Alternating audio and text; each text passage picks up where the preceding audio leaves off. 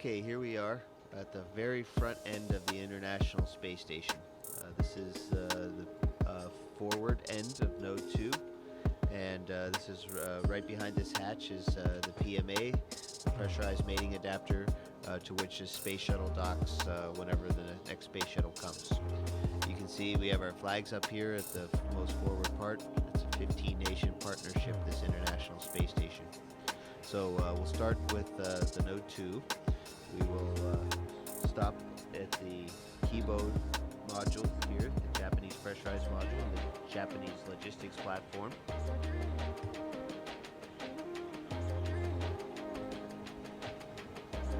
We'll stop back there in a second. We'll take a look at the Columbus module, pride of the European Space Agency, and our pride too.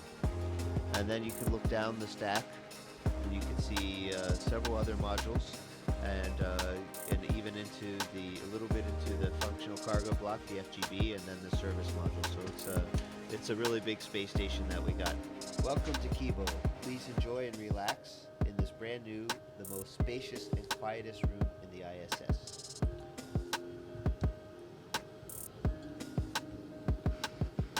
You can see here, this is the SIBO rack, which is for cell biology. And then we have a fluid rack, fluid tie.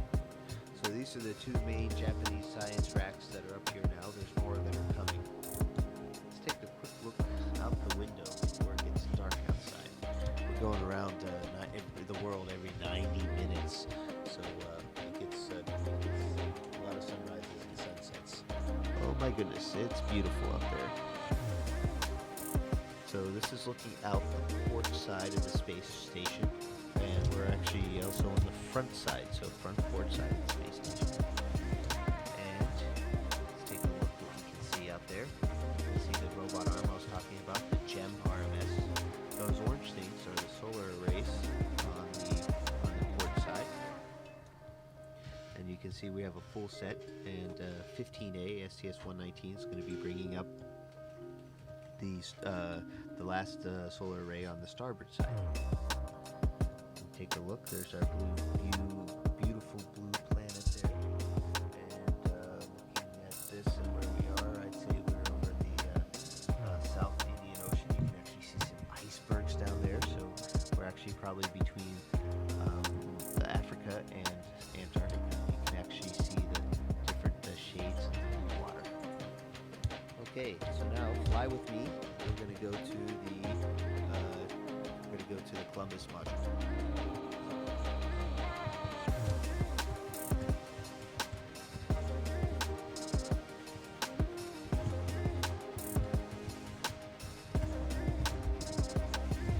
Here we are in the Columbus module. You can see it's also spacious. It's also cluttered. It's a great place to store things or temporarily stow them. It's not going to be this way forever. We're going to have it nice and clean pretty soon. We're flying back to Node 2. We'll take a quick look what else we have here. We have my work area. It's a little bit cluttered right now, but this is kind of my desk. It doesn't sit out horizontally, but it has everything I need on it.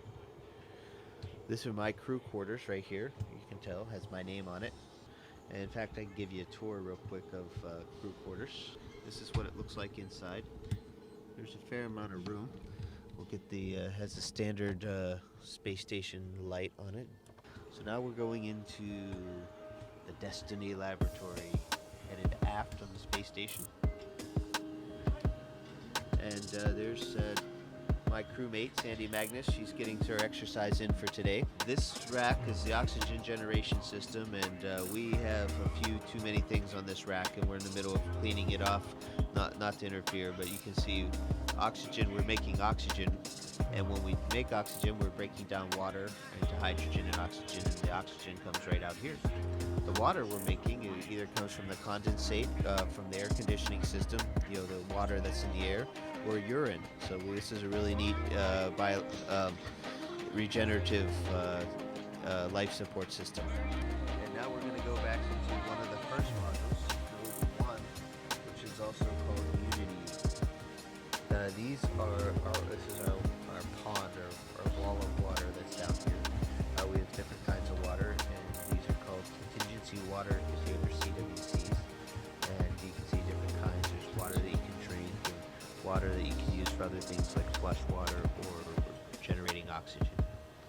Now here's the airlock.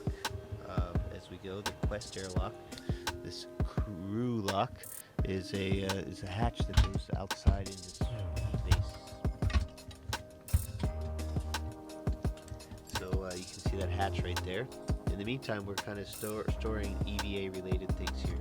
You can see this is a safer, which is a kind of a jet backpack that we wear on the outside of our spacesuits in case we get separated from the spaceship.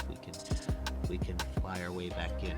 I remember being a Capcom on STS-96 when I first saw these signs. That's pretty amazing.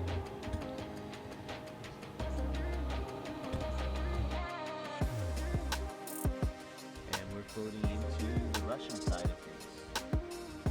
First and foremost, we are now in the pressurized adapter part of the functional cargo block called the DAA, and it's also a docking port down below.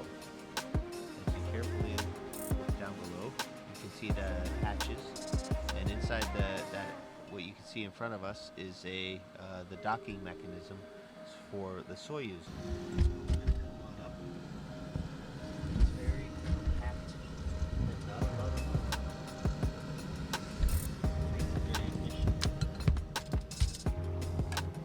Now Yuri's been busy unloading the Progress. We just finished an EVA, so things here in the functional cargo block are very functional right now, and very cargo-y. So you can see things are just really, really full here in the FGB. As we leave the FGB here and go into the docking compartment. Docking compartment is another one of those vertical looks, and it's a kind of a misnomer. It's not just docking compartment, but it's also a airlock. So Yuri and I went out in these two spacesuits a few weeks ago and went to open space and had a spacewalk. Continuing on down through here, and we'll stop here on the way back, is our Progress cargo vehicle. The Progress is a cargo ship, unmanned, uncrewed, nobody driving, and has the same kind of docking compartment. It's very much based on the Soyuz design, except it doesn't have any re-entry capability. And we're going to take a look outside. And this is the hatch that I opened up and went outside for a spacewalk, and we're looking aft on the space station.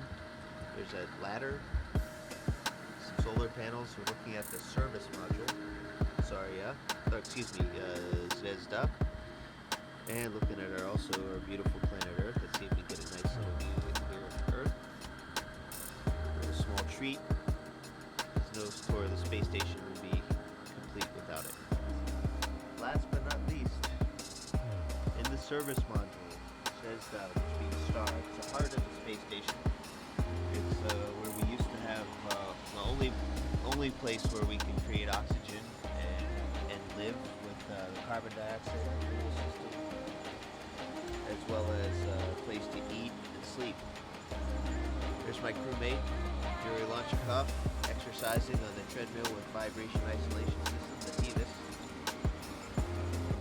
So this is our eating area. There's our table, and we're just getting ready for lunch. There's our water dispenser right there, Russian style, and our controller for the water dispenser. There's Yuri's room off to the side. You can see he has a sleeping bag right there hanging on the wall, and a computer right here so he can call on the telephone, write email, and read books. So relax in the evenings a little bit, because we have long days up here. This is a surprise visit that you guys are paying on us today.